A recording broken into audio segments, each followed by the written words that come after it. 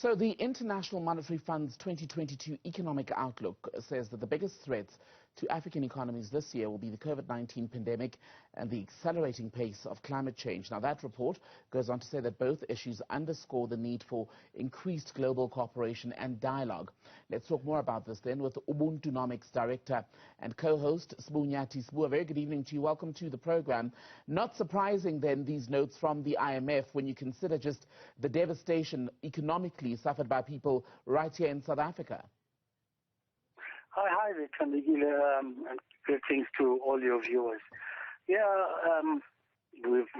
South Africa is actually suffering many more pandemics. I mean, we're talking about things like racism, inequality in the country. We've got migration and refugee problems. We've got the financialization of the economy, which is not yielding any jobs.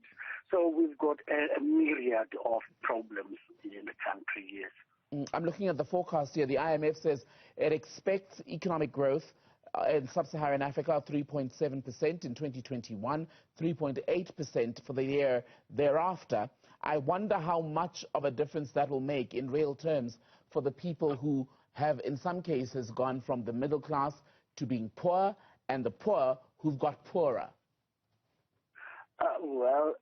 South Africa, it has been said before that we need to be growing at something more than 5% to get any benefits from economic growth.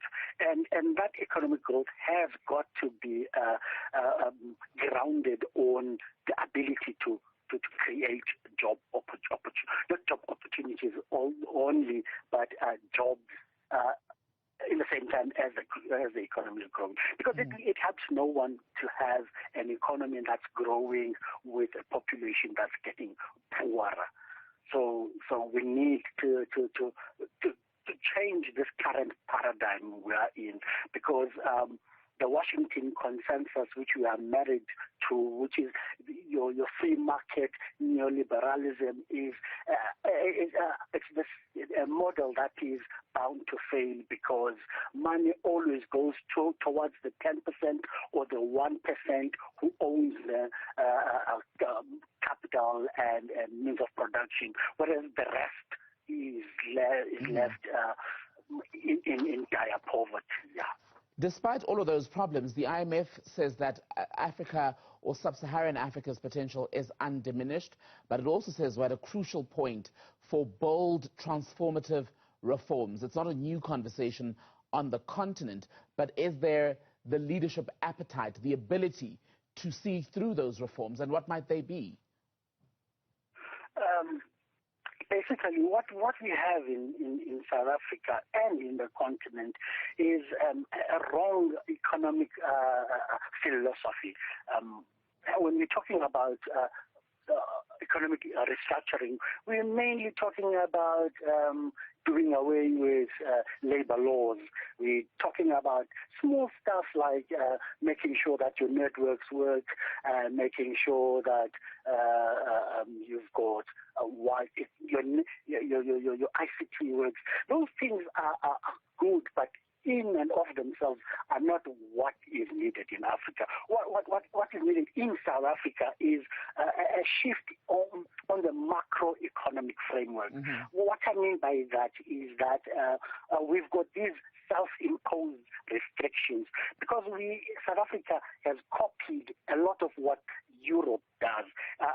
In Europe, they had the Maastricht Treaty, which set the debt levels at 60% and budget deficits at something like 5%. Now, South Africa needs to stimulate demand in the economy. And if you want to do that, you need to spend more money in the economy to build your infrastructure. Basically, be on a war path.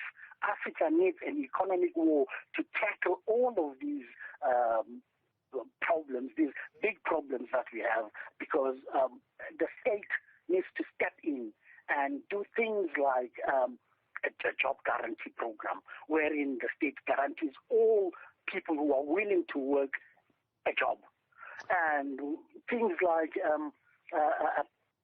building this infrastructure that we've been talking about for all of these years. I mean, in water alone, there's a deficit of about R1 trillion.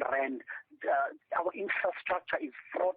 We saw during the local government elections how people were complaining about sanitation, how cities like Gqeberha don't have water.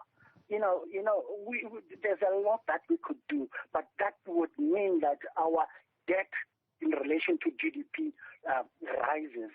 Currently, we're at something like 70%, but that can go up to about 100% or even more. Mm-hmm. There's no problem in South Africa concerning debt.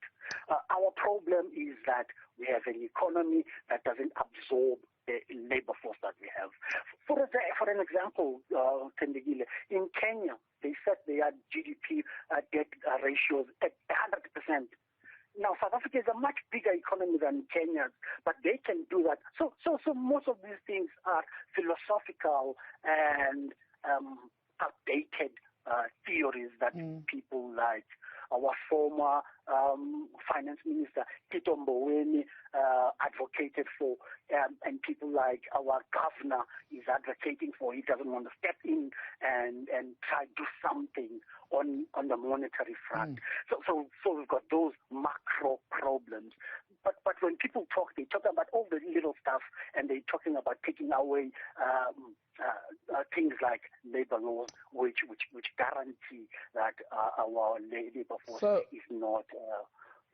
So, Sbu, we're talking tonight because we're speaking in the context of a report by the International Monetary Fund. The biggest fear, especially for continents such as Africa and other parts of the world that are developing, is about a return or a deepening dependency on IMF loans and that sort of funding. Are we treading closer to that as a result of the pandemic, or are we still safe? The pandemic, not itself, the pandemic itself, COVID, the health problem, is not as much as of a factor as in other continents, because you remember that Africa, on a percentage-wise, Africans have not been dying or have not been getting as sick as people like the US or Europe. So what has been hampering Africa are all these lockdowns, which make the end, which close, which shut down our economies.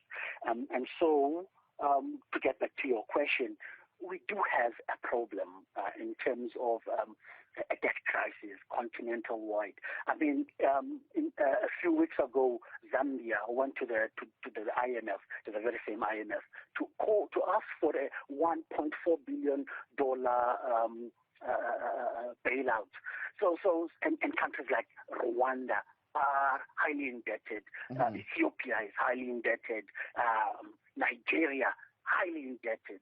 So we need either financiers, such as the New Development Bank of the BRICS, to accommodate more of these African countries, accommodate our developmental goals, and finance some of these projects that are long withstanding. So, Sbu, as a final question, in 30 seconds if you can, are African countries scapegoating the pandemic for what were already pre-existing problems economically? Yes. A simple answer is yes, most especially South Africa. The South African economy has been shrinking since 2017. So we have not had growth since way back in 2013 or something like that. So most of our economies, and these economies are jumping from a very low base. And so you would expect that they will be growing at something like 10%, which Ethiopia managed to do over the past decade. So most of these countries are saying, no, it's the COVID, whatnot. But it is not. We just scapegoating. I said 30 seconds and you stuck to it. Sbu Nyathi, thankful for your time tonight.